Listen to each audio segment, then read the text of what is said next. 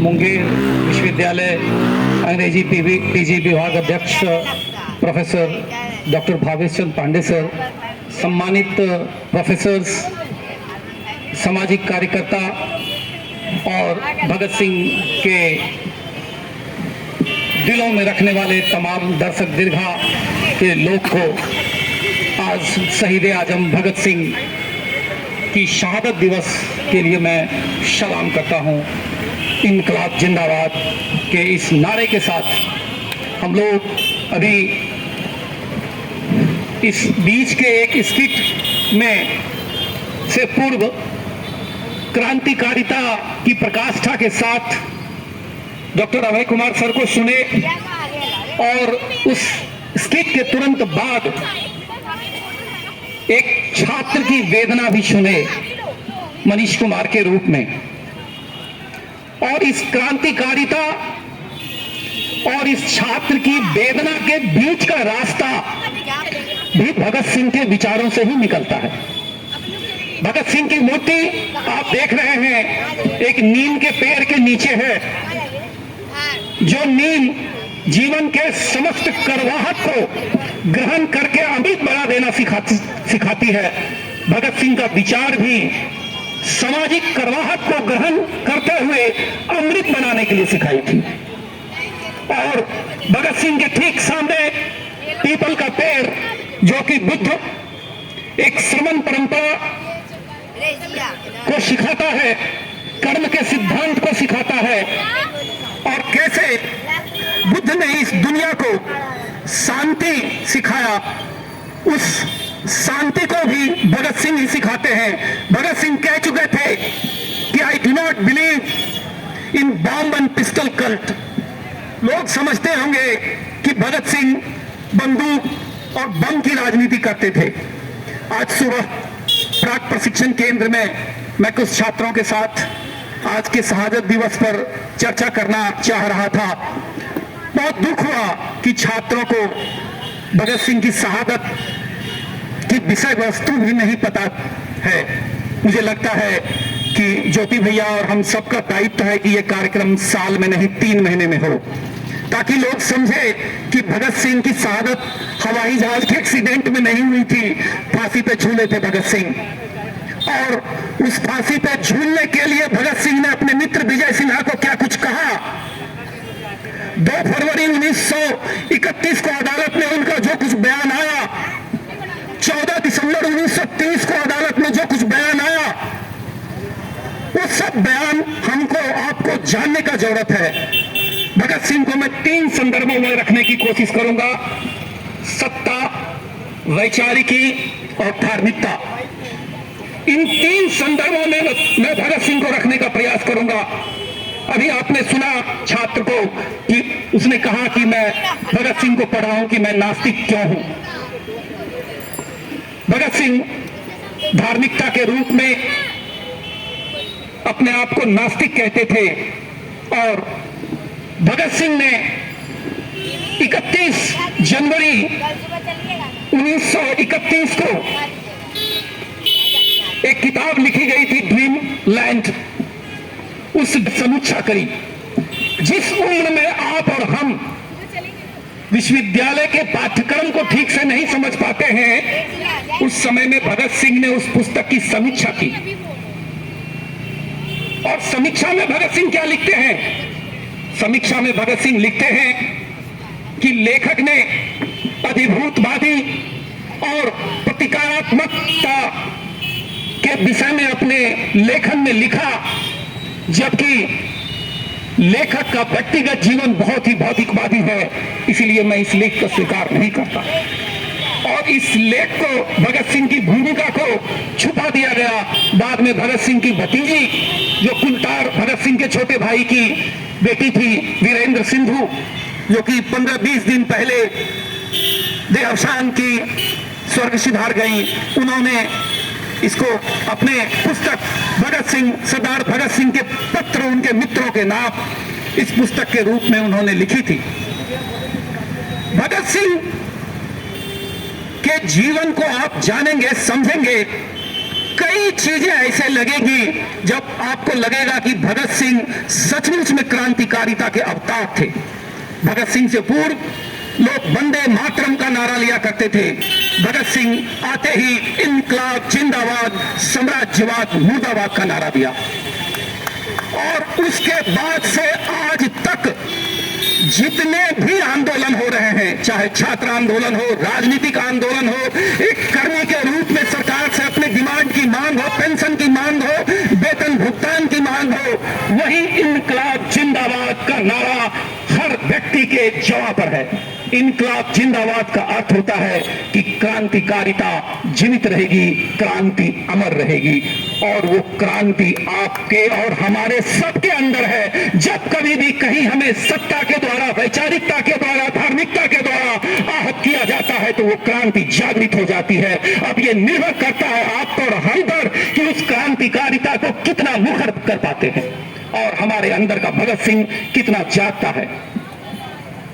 भगत सिंह जब 1916 की घटना में बताना चाहूंगा, भगत सिंह जब महज 8 वर्ष 9 वर्ष के थे, भगत सिंह के पिता सरदार किशन सिंह के मित्र थे लाला लाजपत राय।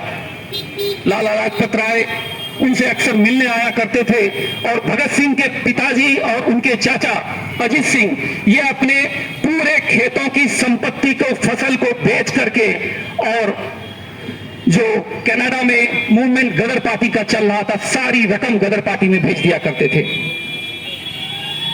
और एक दिन उसकी मां भगत सिंह को कहती है, भगत सिंह इसमें एक छोटा सा बालक कुछ प्रश्न करता है, मां कहती है कि बेटा, जब देश गुलामी की दौर से गुजर रहा हो तो हमें अपने व्यक्तिगत स्वार्थों को पीछे करना पड़ता है।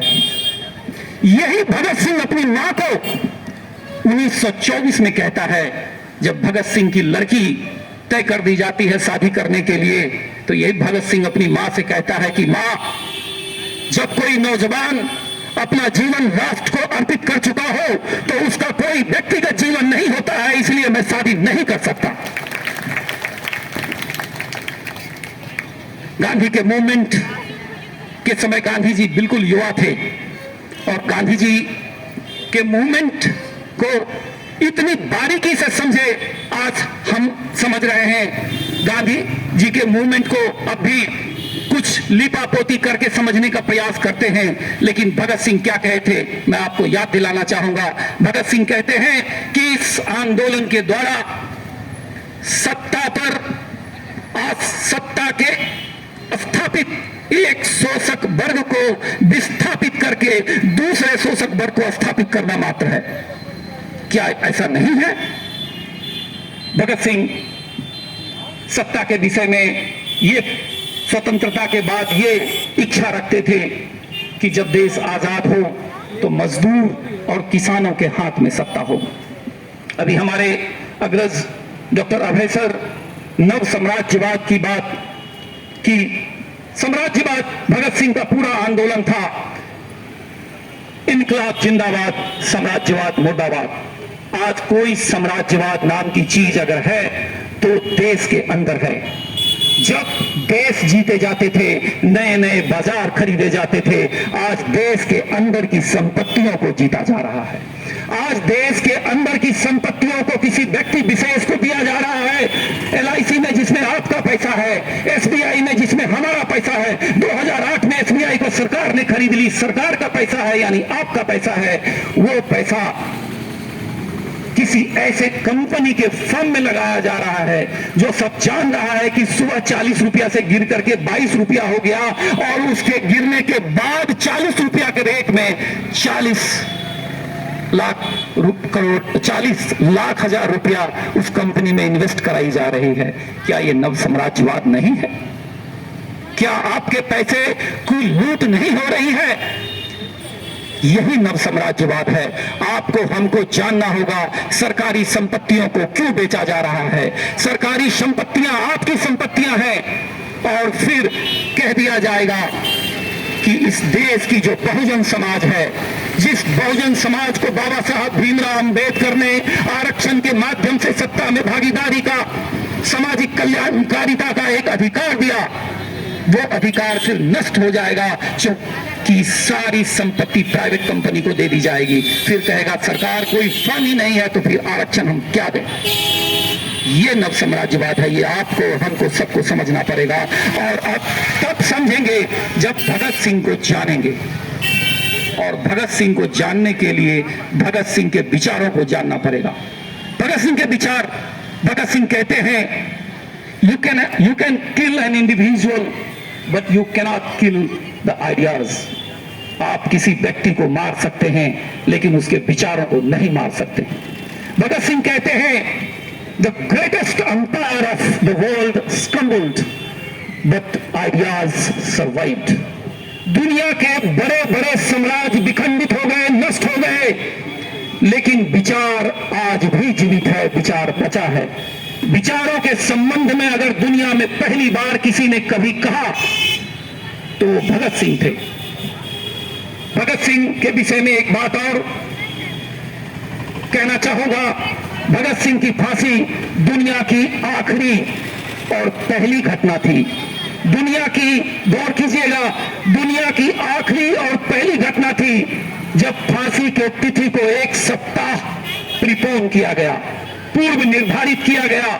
भगत सिंह की फांसी 31 मार्च को तय की गई थी, लेकिन भगत सिंह की फांसी 23 मार्च को ही दे दी गई। ये दुनिया की पहली और आखिरी घटना बनी, क्योंकि उसके पहले और न कभी बाद में ऐसे सुनने को आया। ये भगत सिंह थे। भगत सिंह के विचारों से होरासन विलियमसन 1935 में लिखते हैं कि भगत सिंह की शहादत के महज 4 वर्ष बाद ही भगत सिंह की तस्वीरें पूरे उत्तर भारत, पंजाब में लोग यूं खरीद रहे थे और इतनी संजीदगी से, इतने खुशी से खरीद रहे थे, मानो ऐसा लग रहा था कि भगत सिंह की लोकप्रियता के बहुत पीछे गांधी की लोकप्रियता जा चुकी है। ये होरासन विलियमसन के कथन है। भगत सिंह के कुछ विचारों को मैं रखना चाहूंगा। जब तक भगत सिंह के विचार आप नहीं समझेंगे तब तक भगत सिंह के अनुयायी भी सही अर्थ, समय है ना, तब तक आप भगत सिंह के सही अर्थों में अनुयायी भी नहीं बन पाएंगे। भगत सिंह महज जब 11 वर्ष का बालक था और जलियांवाला बाग कांड होता है, भगत सिंह स्कूल निकलता है और रास्ते में भगत सिंह 40 किलोमीटर दूर अमृतसर चला जाता है। 8 बजे रात तक मां इंतजार करते रहती है। भगत सिंह जब लौटता है तो पूछा जाता है कहां थे। भगत सिंह बोतल में मिट्टी बंद करके लाते हैं, लाल मिट्टी। भगत सिंह अपनी मां से कहता है ये मैं देश के शहीदों की मिट्टी लेकर के आया हूं, क्या करोगे? मैं इसकी पूजा करूंगा और अपने अंदर इस शहीदों की क्रांतिकारिता को जागृत करने का प्रयास करूंगा। ये भगत सिंह थे। भगत सिंह अपने पिताजी के साथ जब खेतों में जाते थे तो लकड़ियां गाड़ते रहते थे और अजीत सिंह पूछते हैं कि क्या कर रहा है पुत्र? बोला बंदूकें बो रहा हूं, इसी बंदूकों से अंग्रेजों को भगाऊंगा। एक इतना छोटा सा बालक के अंदर देश के प्रति इतनी बड़ी चेतना, क्या हम और आप अपनी काम संजीदगी से कर रहे हैं? क्या आज विश्वविद्यालय में बैठा व्यक्ति और कॉलेज में बैठा व्यक्ति, शिक्षक, गैर शिक्षकेतर कर्मचारी अपना काम ढंग से कर रहा है? आप लोग अपना काम ढंग से कर रहे हैं? अगर ढंग से कर रहे हैं तभी भगत सिंह का अनुयायी बनिएगा, नहीं तो भगत सिंह का अनुयायी बनने का आपको कोई हक नहीं है। भगत सिंह को फॉलो करने का मतलब है भगत सिंह के विचारों को फॉलो करना। और भगत सिंह 8 अप्रैल 1929 को जो विधानसभा, दिल्ली सेंट्रल विधानसभा में बम फेंकते हैं, ये दुनिया की दूसरी घटना थी। 9 दिसंबर 1893 को ऑगस्टे विलिंगटन फ्रांस में एक क्रांतिकारी व्यक्ति थे जिसने वहां एक मीटिंग में बम फेंकी थी और उस मीटिंग में बम फेंकने के बाद उसने भी गिरफ्तारी दी थी और उसने कही कि इट वाज हार्मलेस डिवाइस, ये नुकसान नहीं पहुंचाने वाला डिवाइस था। और ये सिर्फ अधिकारियों को आवाज पहुंचाने की के एक प्रयास मात्र था। जैसा कि अभय सर ने अभी कहा आप लोगों से कि अंग्रेजों के बहरी कानों तक आवाज पहुंचाने के लिए बम का प्रयोग किया भगत सिंह ने। भगत सिंह चाहते तो भाग सकते थे। भगत सिंह के पास 12 से 13 मिनट था, पर्याप्त था भागने के लिए। भगत सिंह चाहते तो वहां भी बम फेंक सकते थे जहां पर कि लोग बैठे थे। भगत सिंह ने खाली कुर्सियों की ओर बम फेंका और भगत सिंह बटुकेश्वर दत्त गिरफ्तारी देते हैं। आज शहीद आजम भगत सिंह के शहादत दिवस के माध्यम से खुदीराम बोस से लेकर के और गांधी की शहादत तक जितने भी लोग थे उन सबों को शहादतों को हम लोग नमन करने का काम करते हैं। अब अभय सर ने एक और दायित्व दिया है मुझे, मैं उसको भी इस मंच से करने का कोशिश करूंगा। सत्ता के शोषक वर्ग आपको भगत सिंह के मिशन से दूर करने का प्रयास करता है। कैसे करता है? वो इसलिए करता है कि आपको किताबों में कहवाई जाती है, पढ़ाई जाती है कि भगत सिंह के फांसी को रोकने का प्रयास गांधी जी ने नहीं किया। गलत, झूठ। बियॉन्ड द लाइन पढ़िए कुलदीप नैयर की आत्मकथा। कुलदीप नैयर अपनी आत्मकथा में लिखते हैं कि जब 1969 में वो ब्रिटिश उच्चायुक्त बनते हैं तो लॉर्ड इरविन के पर्सनल सेक्रेटरी थॉमसन से मिलते हैं और थॉमसन इस बात की गवाही देते हैं और कहते हैं कि गांधी जी उनसे 18 फरवरी को मिले और भगत सिंह के फांसी, भगत सिंह सहित अन्य राजनीतिक बंदियों के माफी के लिए भगत सिंह लॉर्ड इरविन से कहे। लेकिन कहलवाया क्या जाता है? कहलवाया जाता है कि गांधी जी ने प्रयास, एक तीर में दो निशाना। एक तो भगत सिंह की क्रांतिकारिता भगत सिंह के द्वारा कहलवाई जाती है कि भगत सिंह भी फांसी से माफी मांगना चाहते थे, जबकि भगत सिंह ने अपने मित्र विजय सिन्हा को कहा था कि मित्र, मेरे पिताजी और माँ अपने करुणा से, प्रेम से मेरी फांसी को रुकवाने का प्रयास कर रहे हैं, लेकिन मेरी फांसी रुकनी नहीं चाहिए। ये तुम्हारा दायित्व है। मैं इस फांसी के माध्यम से देश के जन जन तक इस क्रांतिकारिता को पहुंचाना चाहता हूं। जब भगत सिंह के खुद के ये बयान थे तो फिर भगत सिंह के फांसी से अन्य बातों का कोई चर्चा ही नहीं उठनी चाहिए, लेकिन ये उठाया जाता है क्योंकि एक साथ दो बातों को पूरा करना है कि कोई माफी वीर था, उस माफी वीर को भगत सिंह के समकक्ष खड़ा करने का प्रयास किया जाता है, जबकि भगत सिंह खुद कहते हैं कि मेरी फांसी रुकनी नहीं चाहिए। और ये भगत सिंह के राजनीतिक दस्तावेज में प्रोफेसर चमन लाल ने इस चीज को लिखा है। सबसे ज्यादा काम किए हैं प्रोफेसर चमन लाल भगत सिंह के संबंध में। मैं और आपको कुछ कहना चाहता हूं। जवाहरलाल नेहरू ने भगत सिंह के द्वारा जब सैंडर्स की हत्या की गई थी, वास्तव में भगत सिंह सैंडर्स को मारने नहीं गए थे।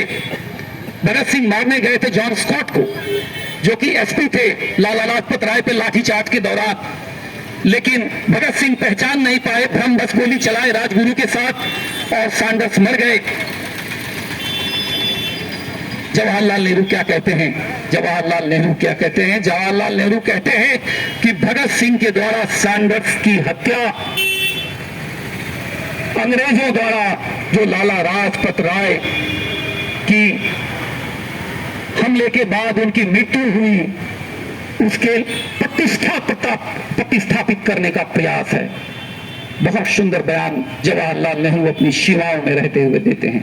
लेकिन कहलवाया क्या जाता है कि कांग्रेस भगत सिंह को बचाने का प्रयास नहीं की। ऐसे कई वाक्य मिलेंगे आपको जब एक तीर से कुछ लोग हैं जो दो शिकार करने का प्रयास करते हैं, लेकिन भगत सिंह वास्तव में क्रांतिकारिता के अग्रदूत थे। भगत सिंह के कुछ बयानों को मैं कहना चाहूंगा जो कि कोर्ट में भगत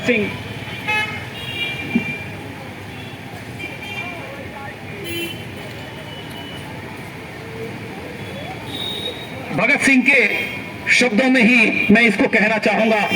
भगत सिंह की गिरफ्तारी के बाद उसके जस्टिस थे लियोनार्ड विलिंगटन, उनके समक्ष जब भगत सिंह को पेश किया जाता है तो भगत सिंह कहते हैं कि हमारी गिरफ्तारी के तुरंत बाद कुछ पुलिस अधिकारी हमारे पास आए और उन्होंने हमें बताया कि लॉर्ड इरविन ने इस घटना के बाद असेंबली में कहा कि यह विद्रोह किसी व्यक्ति विशेष के विरुद्ध न होकर संपूर्ण शासन व्यवस्था के विरुद्ध था, संपूर्ण शासन व्यवस्था के विरुद्ध था। और हमने तुरंत समझ लिया कि सरकार ने हमारी मंशा को सही रूप से समझ लिया। भगत सिंह ने स्पष्ट किया है कि मानव जीवन को प्यार करने में हम किसी से पीछे नहीं हैं। भगत सिंह, इतना कहना ही भगत सिंह को कोई आतंकवादी नहीं कह सकता, क्योंकि भगत सिंह कह रहे हैं करुणा है, मानव जीवन को प्यार करने में मैं किसी से कम नहीं। ये भगत सिंह कह रहे हैं। आप क्या, दुनिया की कोई सरकार उन्हें आतंकवादी नहीं कह सकती। हमें किसी से व्यक्तिगत द्वेष नहीं, हम ना तो बर्बरतापूर्ण उपद्रव करने वाले इस देश के कलंक हैं और ना ही हम पागल, जैसा कि आज के अखबारों में स्पेशली ट्रिब्यून में लिखा जा रहा है। ये भगत सिंह के शब्द थे। कहने को तो भगत सिंह पे घंटों कहा जा सकता है, लेकिन हमारे बहुत सीनियर लोग हैं। अंत में मैं भगत सिंह के उन पंक्तियों के साथ, revolution is the inalienable right of mankind and freedom is the impossible birthright of all, ये भगत सिंह के शब्द थे। इन्हीं शब्दों के साथ एक बार मैं चाहूंगा कि आप लोग भगत सिंह के उस क्रांतिकारी नारे को मेरे नारों से जोड़ें।